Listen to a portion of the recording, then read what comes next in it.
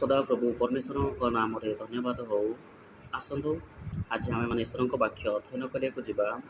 ହିତୋପଦେଶ ତାର 1 ପର୍ବ 7ରୁ 19 ପର୍ଯ୍ୟନ୍ତ।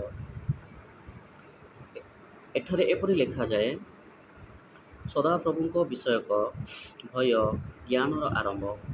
ମାତ୍ର ନିର୍ଭୟ ଲୋକେ ଜ୍ଞାନ ଓ ଉପଦେଶ ତୁଚ୍ଛ ବୋଧ କରନ୍ତି। ହେ ମୋର ପୁତ୍ର, ତୁମ ପିତାର ଉଦ୍ଦେଶ୍ୟ ଶୁଣ ଓ ତୁମ ମାତାର ଆଦେଶ ପରିତ୍ୟାଗ କର ନାହିଁ, ଯେହେତୁ ତାହା ତୁମ୍ଭର ଅନୁଗ୍ରହଜନକ ଶିରଭୂଷଣ ଓ ଗଳଦେଶର ହାର ସ୍ୱରୂପ ହେବ। ହେ ମୋର ପୁତ୍ର, ପାପୀଗଣ ତୁମ୍ଭକୁ ଫୁସୁଲାଇଲେ ତୁମ୍ଭେ ସମ୍ମତ ହୁଅ ନାହିଁ। ସେମାନେ ଯେବେ କହନ୍ତି, ଆମ୍ଭମାନଙ୍କ ସହିତ ଆସ, ଆମ୍ଭେମାନେ ରକ୍ତପାତ କରିବାକୁ ଛକି ବସୁ, ନିର୍ଦ୍ଦୋଷମାନଙ୍କୁ ଅକାରଣରେ ଧରିବାକୁ ଗୁପ୍ତରେ ଲୁଚି ରହୁ। ପାତାଳର ନ୍ୟାୟ ଆମ୍ଭେମାନେ ସେମାନଙ୍କୁ ଜୀଅନ୍ତା ଗ୍ରାସ କରୁ ଓ ଗର୍ତ୍ତ ପତିତ ଲୋକ ପରି ସେମାନଙ୍କୁ ସର୍ବତୋଭାବେ ଗ୍ରାସ କରୁ। ତହିଁରେ ଆମ୍ଭେମାନେ ସର୍ବପ୍ରକାର ବହୁମୂଲ୍ୟ ଧନ ପାଇବା, ଲୁଟିତ ଦ୍ରବ୍ୟରେ ଆପଣା ଆପଣା ଗୃହ ପରିପୂର୍ଣ୍ଣ କରିବା।